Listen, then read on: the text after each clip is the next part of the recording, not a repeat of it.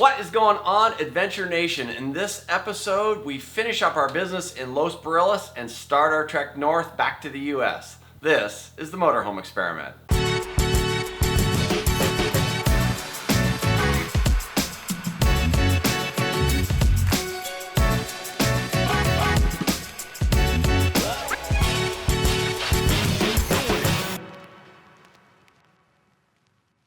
So, as you guys saw in the last episode, we headed back into Los Barillas, where of course we were met again with that horrific traffic jams that we became used to while we were there. Alright, they were just goats. And that night we also got to experience more of those absolutely spectacular sunsets. This is something we don't see here too often. Check out this rainbow up and over the top there. And down to the pot of gold on the other side. I guess the pot of gold would be Buena Vista. That is pretty darn cool. And the colors of the sunset too. I mean, it's just beautiful. Oh my God. The sunsets here are always pretty spectacular. There's the sun setting over behind me there. Hard to make that out. But then to actually have the double rainbow, and it's hard to see it. That's obviously, you can see the single, but that is just crazy. Look at that. Up and over, all the way over there. You can see a little bit of the double there. Rainbow there, rainbow there. That goes up over the top too. Pretty spectacular. The next day, I continued with my obsession of the flying mobulas, and as I was sending the drone out to take some video of the mobulas, I actually caught a really cool picture of a sea turtle coming in. Just a brief glimpse. I didn't know until after I had looked at the video. But there he was there in the bottom of the screen. And the mobulas were super active this day. So I just checked them out for a little bit, brought the drone back in. But then later on that afternoon, they were active again. So I sent the drone back out and it just sounded like popcorn out on the water. They were so active and there were so many mobulas jumping that it just was pop, pop, pop, pop, pop all over the surface. And I can just never get enough of that stuff.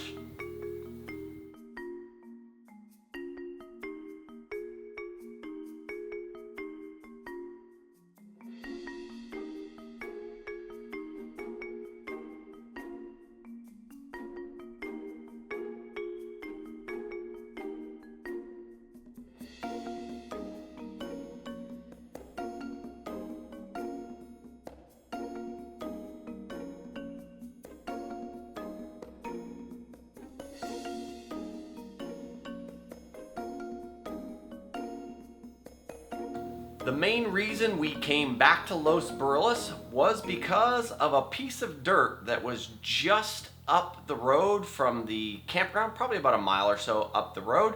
You can see it here out in the middle of the desert. And that is the main reason that we came back to Los Barillas. Lori and I are out here in this desert area, and we wanted to show you guys something, reveal something for the first time. We bought some property In Los Barillas, Mexico. Yeah, and that's it right there. That patch of dirt is ours. Yeah, it goes from that post there down to this post here over where the little Y is. I guess it's over on that side.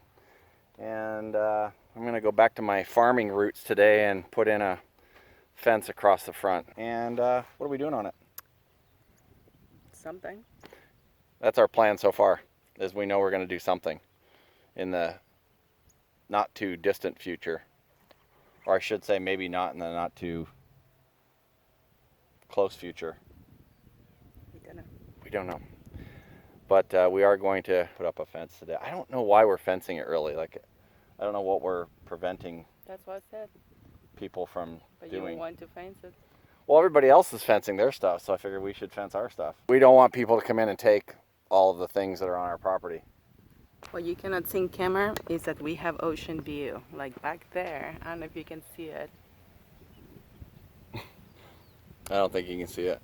I think you can. Yeah? You think you can see it from up there? We will have an ocean view. In that direction there, the ocean is about a half a mile down that way, the Sea of Cortez. So this road that Lori happens to be standing in That was literally just put in last week. There was like a little goat path there. So the neighbors and us got together and had a guy come in and clean the road out for us. So we can now have access to it a little bit easier.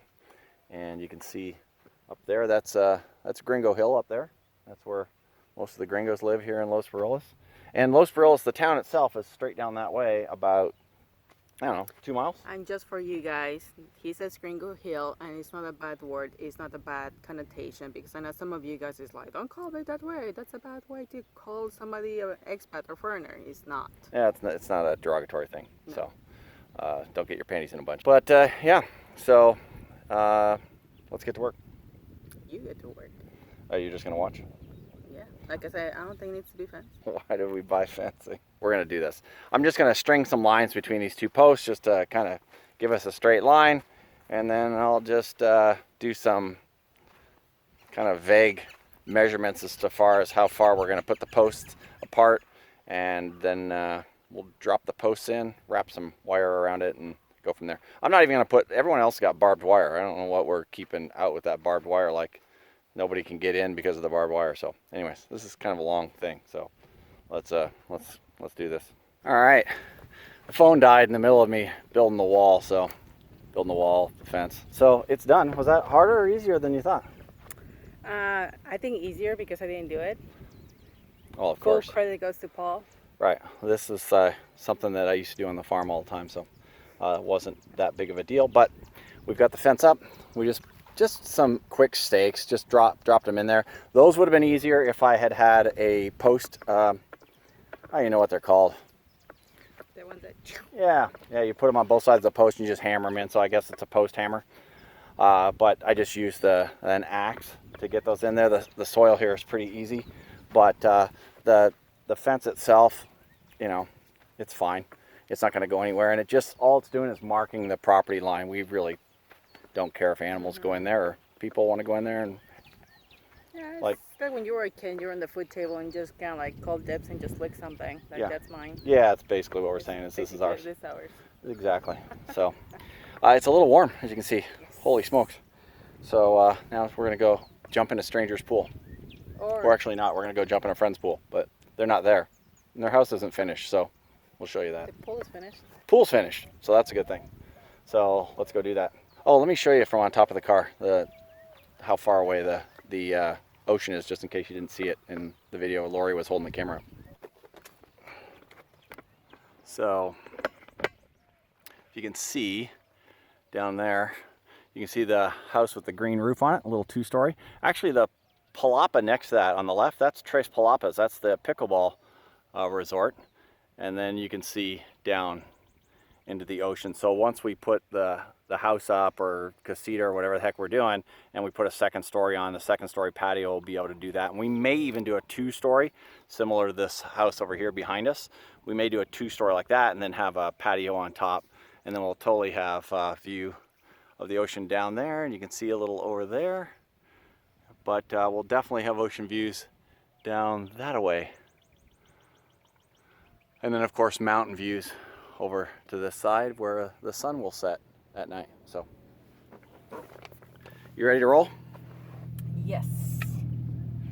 All right, so this is kind of weird. This is our friend Valerie and Jamie's house, and they are just building here. And they are super nice, and told us that we could come over and enjoy the pool if we want. So this is their pad, and the pool's done. Just the rest of the house isn't. So we're gonna just make sure the water's the right temperature for them.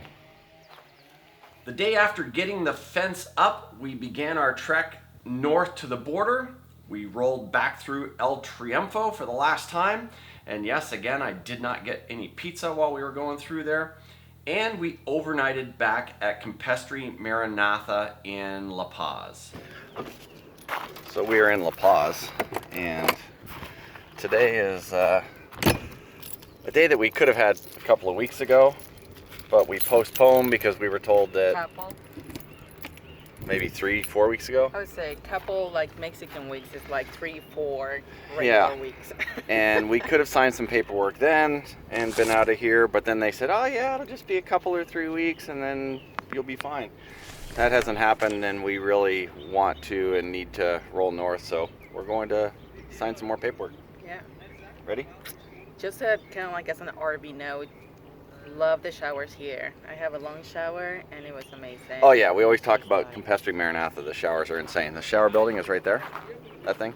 They're like the best showers that we've really encountered in North America. I know that's a big thing to say, I love my but RV shower, but oh my god, it's nice to go to the showers that are so clean and everything and just have a long shower. super clean, nicely tiled, no doors on the shower because they're so huge. It's really cool. Weird topic, but yes. Yeah, so you guys comment below if you have a campground that has a absolutely beautiful resort, luxury resort Oasis? style shower. Yeah, Oasis in Vegas isn't bad, but it's not this way. Okay, let's get out of here. All right, Lorena, what do you think? We are here at Notaria Publica 22, 22. And by the way, here the public notary is very different than the US. Yes. Not only Mexico, but Latin America, that's basically a level above a lawyer. Right. So this is like where These they guys are the ones sign that watch the attorneys to make sure they do the right thing. and they do the official stamps and everything. Right. Yes. So anyway, the reason we are here is because we bought a lot. Yeah, we bought a lot in Los Brillas, so we've been waiting and waiting and waiting because we thought the regular paperwork come through. It's not coming through, so we're doing a power of attorney here so that we can get the heck out of Dodge. Yes. So I know you guys are freaking out and probably what, but we'll explain a little bit later. Yeah. 2 hours later. We were just getting ready to head up the road, and I decided to check all of our tires to make sure that we were good to go, and we're not good to go. So I am going to have to jack this beast up and pull off a tire here because the inside tire right here on the back has 0 air in it. I was checking tires and it shows nothing, and so it's off the rim right now, so that kind of sucks. So we're gonna jack this beast up, pull the outside tire, take a look at the inside tire, and take it down to some truck center and see if we can't get them to help us out. That sucks. We were planning on making some time today, but that ain't happening. After signing the paperwork, we were ready to roll, but our coach Freya was not. Luckily, if there's really a good place for this to happen in Mexico, La Paz is it. Being the capital, lots of trucks, so there's going to be somewhere where we can get this thing taken care of. Hopefully the inside tire isn't jacked up, and hopefully it's just something happened where it's off the rim, or maybe a small nail or something like that that let all the air out, or maybe it was just that damn tire pressure monitor itself that let the air out. I don't know, so we'll find out here in just a sec. These things are heavy and you're gonna get dirty, so if you jack it up the right amount, they come out pretty easy. So I'm going to take this off, get the inside tire out, and then I'll put this back on so that we don't have to worry about the RV falling. So just roll that out of the way for a second. Pull this one off.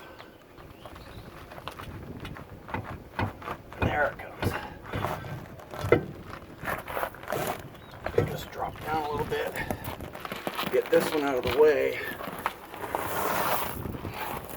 and then get this one back up under there with a couple of bolts on it so that so we don't have any issues.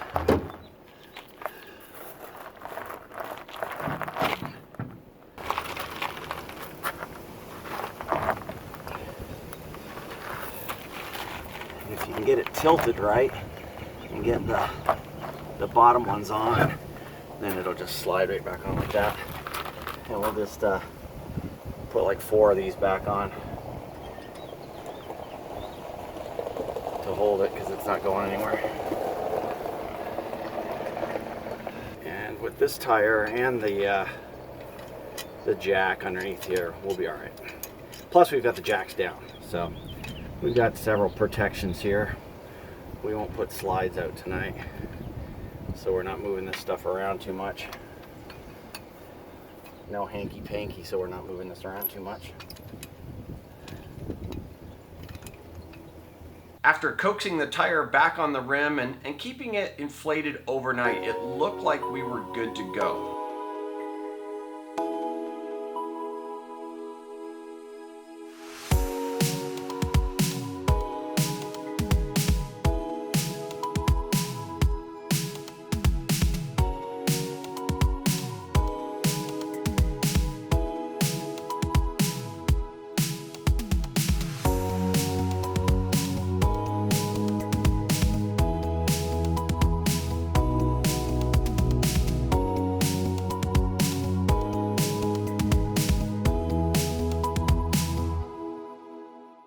We are almost back up to Loretto.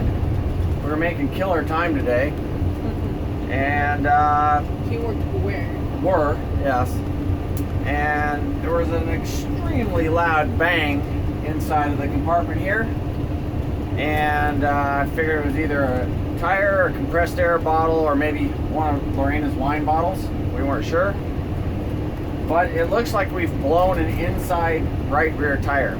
I don't know. That tire went flat on us yesterday. I pumped it up. I took it off and pumped it up in La Paz. It sat overnight and was fine. Checked it this morning before we left. It was good. And now it's not. So we're just kind of slow rolling into Loretto. We're gonna try and find a tire shop that can maybe help us out. If it's blown, we're in trouble because there won't be anybody here that will have that tire probably. If it's just lost air again somehow, I don't know why, then we'll be able to get back on the road, but either way it's not looking good. So, I mean, the only good news here is that my wine bottles are okay. It was not the problem. right, yeah, you didn't Besides lose any that, wine that you know of. I didn't lose any wine. Right. Always looking on the bright side, Lori. The bright side is that we were capable. We're The okay. bright side. Yes. After a quick stop at a tire shop, I guess I could have crawled underneath there. I just didn't feel like getting dirty. We stopped at a tire shop. The guy crawled underneath and he said the tire's toast. It's got a big split down the side of it. So obviously there was, as Lori and I were just talking about, there's some kind of underlying issue because it let air out of itself the other day for seemingly no reason. I filled it back up. It held overnight, but it didn't hold for the entire day. So we have stopped at another tire store. They can order a hand-cut tire for me, and they'll have it tomorrow afternoon. So we're going to be in Loretto for a couple of days, by the looks of it. So we'll just have to enjoy some good food, hang out downtown, maybe hit the Malacon, and let's see. There's worse places to be stuck, right? There is worse places to be stuck. We could have been stuck out in the middle of nowhere. That would have been So that would have been really bad. But the tire lasted, I don't know, how many hours. We found a place to order a tire and made our way into downtown Loretto to a tiny campground a few blocks from the Malacon and the town square. We have made it into El Moro. This is El Moro Campground. Tiny, tiny little campground. Like 8 sites maybe? 6? Yeah, but it's dead center here in town, close to all the walkable, beautiful streets. Yeah, so walking distance to everything, so you can park the car and not have to worry about it. It's just, this is the little street that you come in on. So it's a little bit tight getting there, but take a quick look at our tire issue.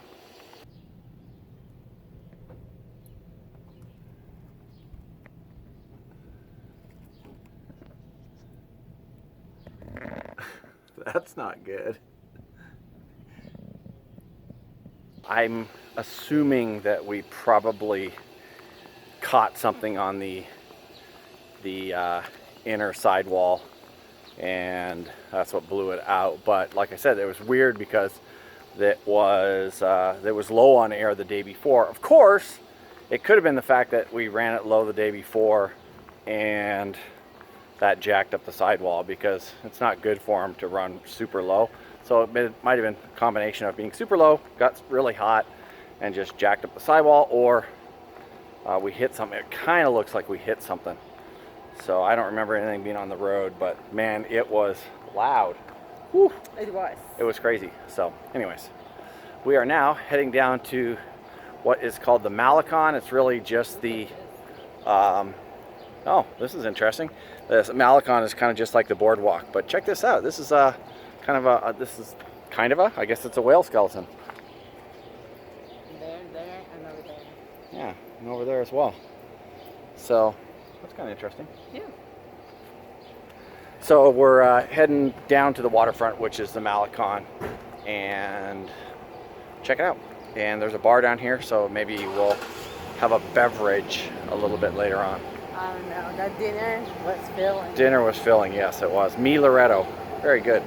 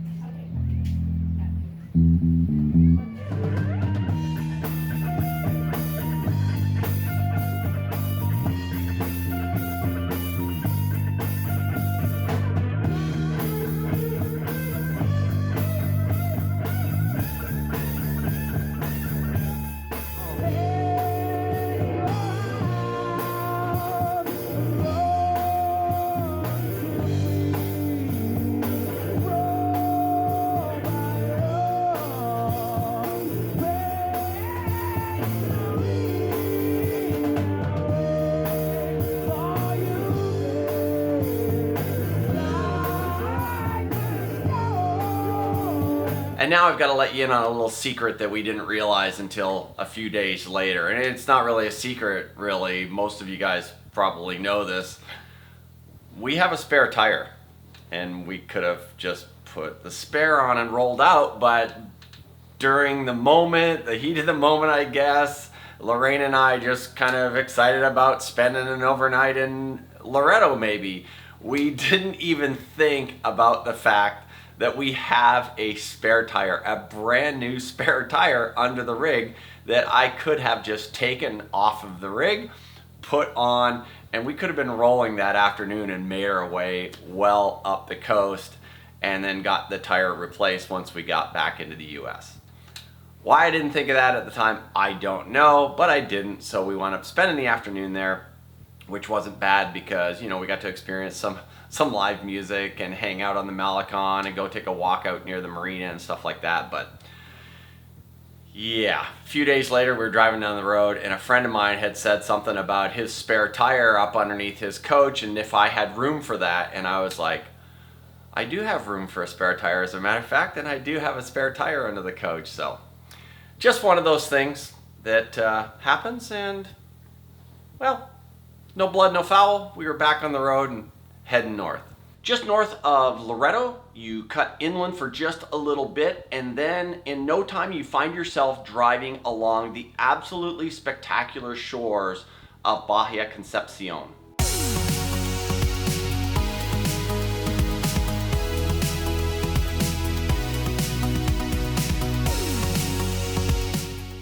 And then it's a quick jaunt through the little town of Motorhome, and that night we spent the night just south of Santa Rosalia in a spot that we stayed the first year we were in Baja, California, and that was San Lucas Cove. It's a super quiet spot to spend the night, and at $10 to $12 US, it's also really, really inexpensive. There are no services there, it is dry camping, but a nice little quiet overnight stay.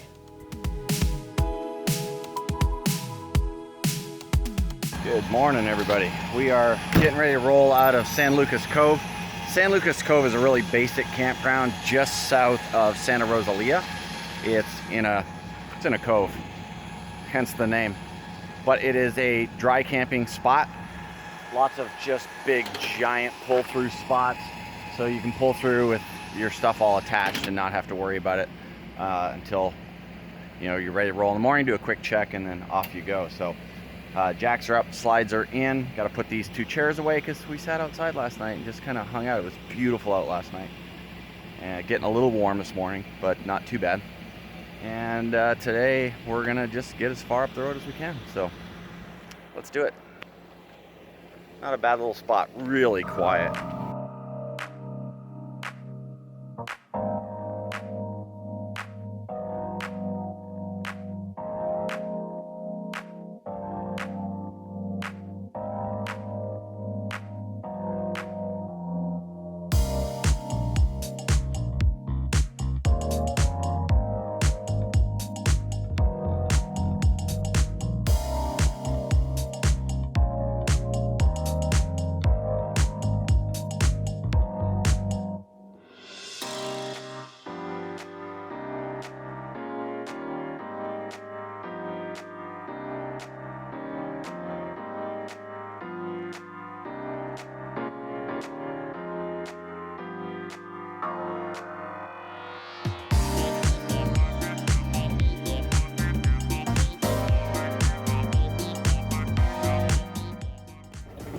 Alright, we had to, well, we didn't have to. We made a quick stop, stretch our legs for a second, hit the restroom. We just came off of 1 onto 5, and I never thought I would say this, Lori. 2 years ago I would have never said this, but I am so glad to see Highway 5. We are.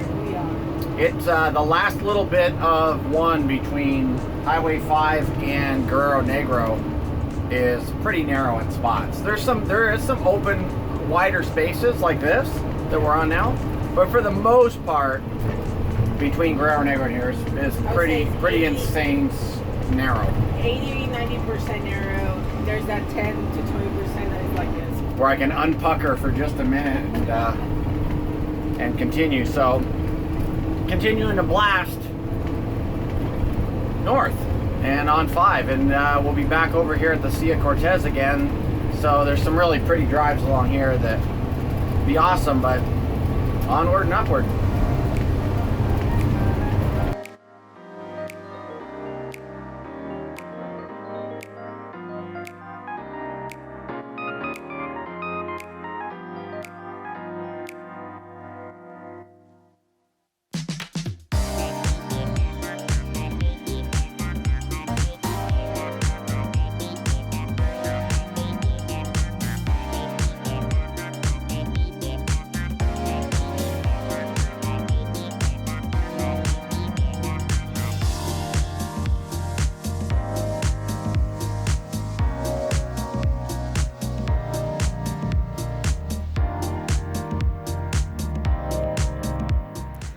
Our last night in Mexico, Lorena. Mexico.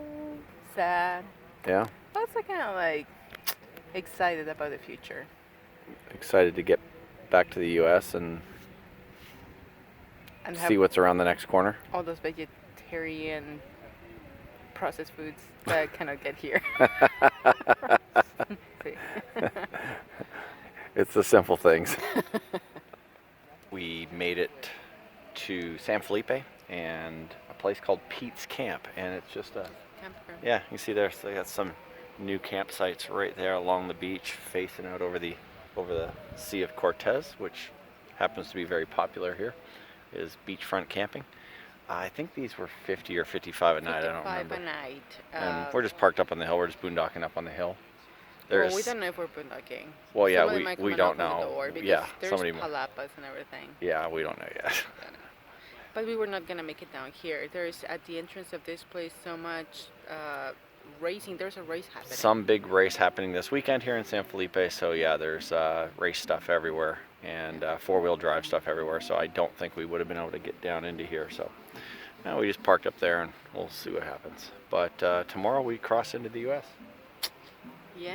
after How first you- time in how 7 you months. feeling, Paul? I don't know how I'm How feeling you about that. feeling about that? Yeah, I don't know. I'm feeling. I mean, I like the United States, but I've had a lot of fun down here, and it's super cheap, and the food is amazing, and the people have been amazing. So We're just talking that it's a good balance to go back there and then come back down, and then Yeah. miss the U.S. and go back to the U.S. and enjoy it as much as we can, and Yeah, miss Mexico exactly. and come back down. yeah, exactly.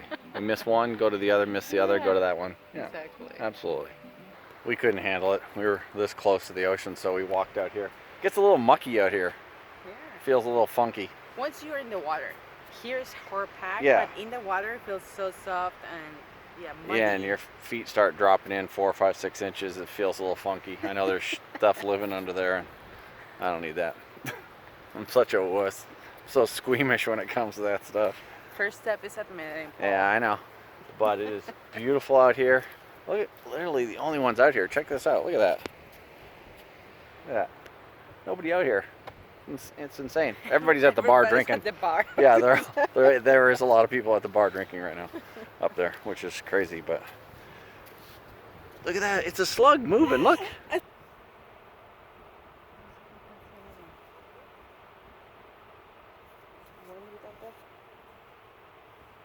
That's another one. That's another one, but where's the shell? Let's get 2 of them together and have races. Don't touch it. Hey, don't. How would you like if someone beat on your head? Well, maybe he's not that bright. No, these are not slugs. These are. They're hermit crabs. They're fighting. They're fighting. It's a hermit crab fight. Let's check it out. Are they fighting? Or mating. Yes, fighting, mating. In nature, it's hard to tell sometimes what the difference I is. think they are Oh, slugs. I think they're racing. I think they're mini slugs. No, I think they're hermit crabs. No, they're mini slugs. You don't see Yeah. the little feet? Yeah, but they're in shells. And those are in shells. Are Unless they? you just recorded. Oh, okay, cool. That's why I was touching about this one. That's a shell. Oh, it's a shell. Look at that one. He's like pushing it up. That's crazy. Now I'm starting to focus and see them everywhere. There's one over there. I see a giant one over here. Look at this thing. Where? Oh my god, He's a big one over there. Watching us step on Yeah, I'm trying not to step on anything else. Look at that. They got the little trails going. Very cool. You cannot see this one very well. Like the first No. one, you could really see it. And you can see all the tiny ones. Mm-hmm.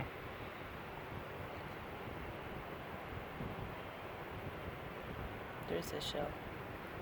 Very cool. Now I feel guilty out here walking around because I'm gonna be walking on slugs or snails or whatever the heck they are. I There's- have not heard a cracking on my feet, so I think we're good. They're not gonna crack in the sand. Oh, They're not gonna this yell. one. These are two. I don't know there. 2 together. Oh my god. Seriously? Yeah, and then this is why the beach gets ruined for people, folks.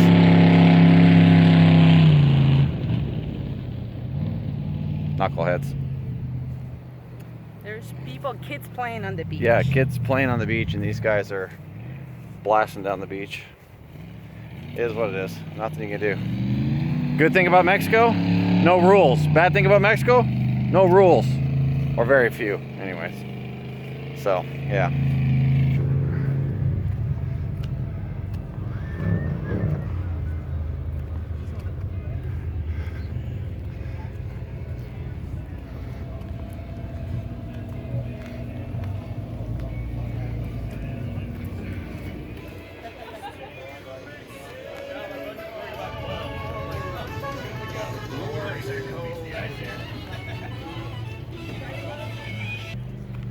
Once we use it, RV.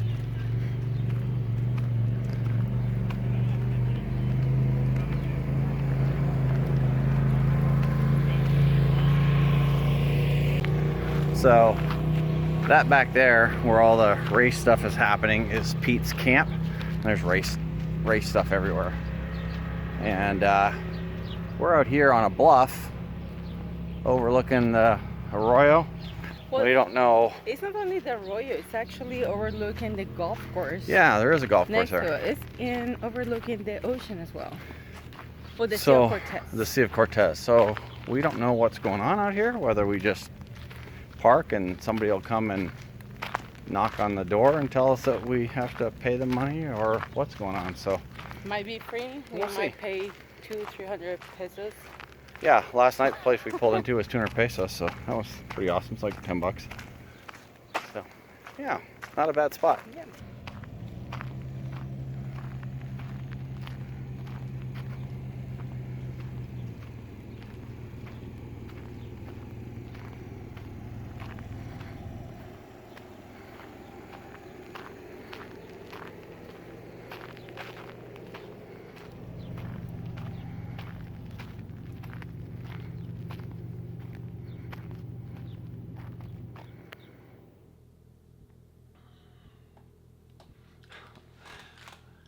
Can't believe you guys are still here. That was quite a long video, but I wanted to try to get everything from Los Barillas and get us almost back to the US in this one. So I want to thank you guys for watching. I hope you enjoyed that. If this is your first time here, it would be awesome if you hung out with us a little bit, got to know us, and that means you should subscribe to the channel. It'd be equally as cool if you liked the video. Let the YouTube algorithm know that people are watching, which is cool. And we appreciate you hanging out for us for that entire thing. And we look forward to seeing you in the next episode when we finally make it back into the US. Thanks for watching, folks. Take care now. Have a good night.